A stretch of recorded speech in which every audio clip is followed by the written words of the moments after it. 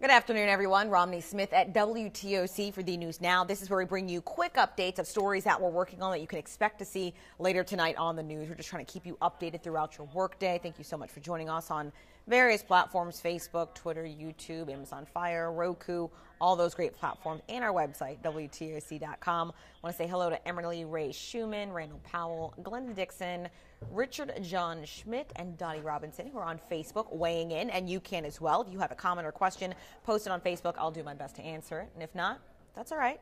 I'll give you a link in the comment section afterward to get you a little bit closer to the answer that you're looking for. So right now we have team coverage of the mistrial involving 5 alleged gang members who are accused of murder. WTOC's Sean Evans is working on part of that story today, and he has a preview for you. Hey everyone, Sean Evans here. The story I'm working on for you today is jury selection starts over in the murder trial for 5 men accused in either killing Rebecca Foley in 2013 or James Pastures in 2015. Last week, this trial ended in a mistrial because one of the jurors reported to the court that she felt threatened.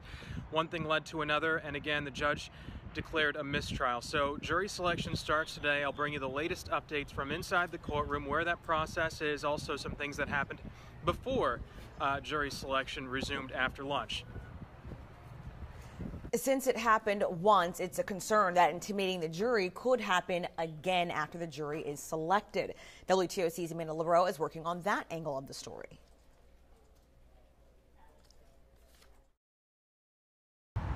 Hey there, Amanda LeBreau at the Chatham County Sheriff's Office. I just spoke with Sheriff John Wilcher about last week's alleged intimidation of a juror by a gang member from a car. So the sheriff's deputies are the ones who patrol the courthouse. They're in charge of making sure both the judges and the jurors there are safe. Sheriff John Wilcher says he has no tolerance for anything like this. We're going to talk to him about what the options are when something like this happens to ensure the safety of those inside the courthouse, and what the person who allegedly threatened that juror could be facing if they are caught and charged.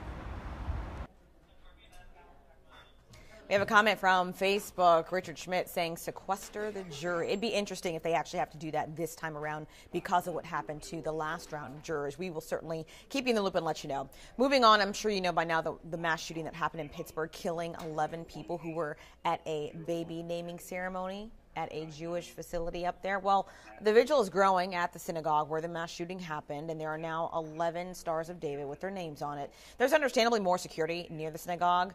And of course, if you want a way to support the Jewish community, there will be an event in Savannah tomorrow.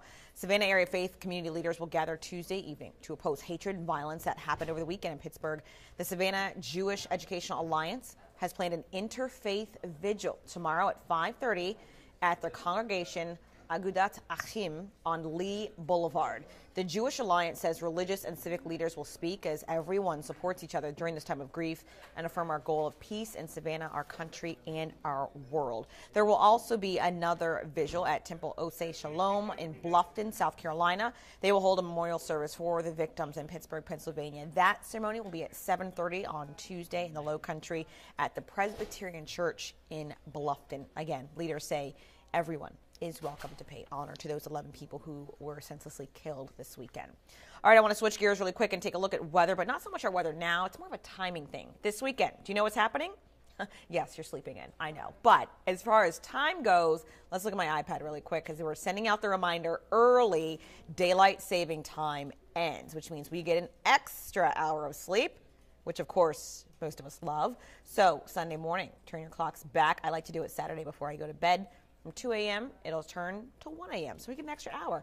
Good to know all ahead of time. That way you're not late to any activities or brunch you might have planned on Sunday. I know. It's that time of the year where it's going to get darker earlier. Some people love it. Some people hate it. I'm just looking forward to that extra hour of sleep. What do you think about it? Let me know. All right, guys, I don't have any other questions regarding any news stories. Keep in mind, you can always reach us online at WTOC.com, as well as our social media pages. That's Facebook, Twitter, YouTube, Instagram, Snapchat. So many places you can reach us. We'd love to interact with you directly. We will see you for the news starting at 4 o'clock tonight. Bye-bye.